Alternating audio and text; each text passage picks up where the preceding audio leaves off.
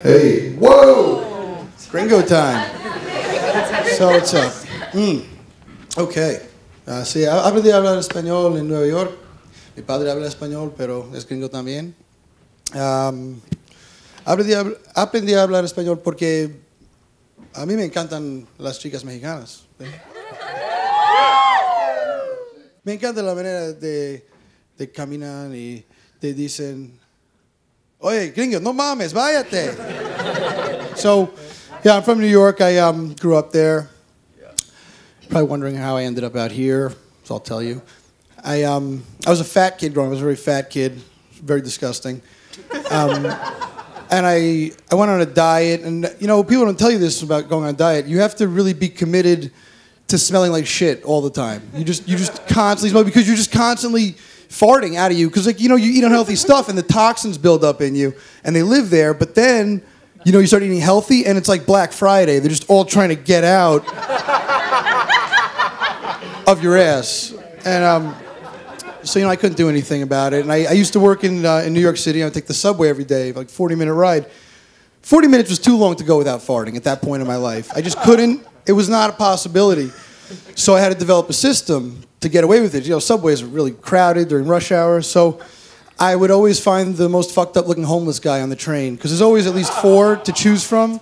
And I would just stand right next to him, minding my own business. You know, I'm going to work. I'm in a shirt and tie. And I would, you know, I'd raise the leg a little bit so there's less noise. It's physics. Then I would count to 15, you know, 13 Mississippi, 14 Mississippi, 15 Mississippi, and walk away. We're walking away. And then everyone would be like, oh, fucking homeless guy farted again. God damn it. So, yeah, I did it all summer. My last day on the job, I got a little cocky about it, I guess, and I picked this really fucked up looking homeless guy, and I got right next to him. Did it like I had done it so many times before, raised the leg, 14 Mississippi, 15 Mississippi, and then I hear, yo, motherfucker! What? What's going on? He's not talking. Man, I know you just farted over here, but I'm wearing a tie. Guys in ties, we don't fart on the train. I don't know. Like, man, don't bullshit me. I know you farted. It smells terrible. You want some kind of diet cleanse or some shit? Like, oh my God, this guy knows my diet. He's like the fucking smartest homeless guy ever.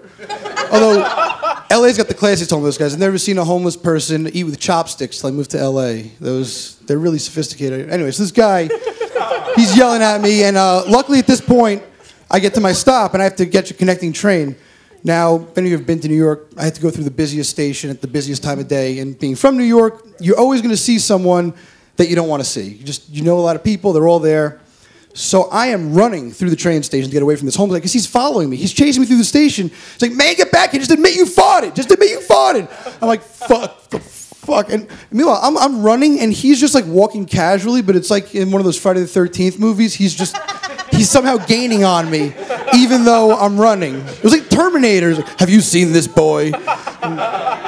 So I'm running through, and I see my ex-girlfriend from high school. Now, I could have been a dick and run past her, but, you know, part of me was like, I got to stop and say hi. So stop, and I'm like, hey, Stacy, what's up? And in that 1 second, the guy caught up to me, and he's right next to me and Stacy, and he looks at her and he goes, you know this motherfucker?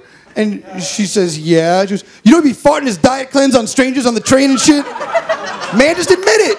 Just admit it. Just admit it. So I was like, fine. If I admit it, will you leave me alone forever?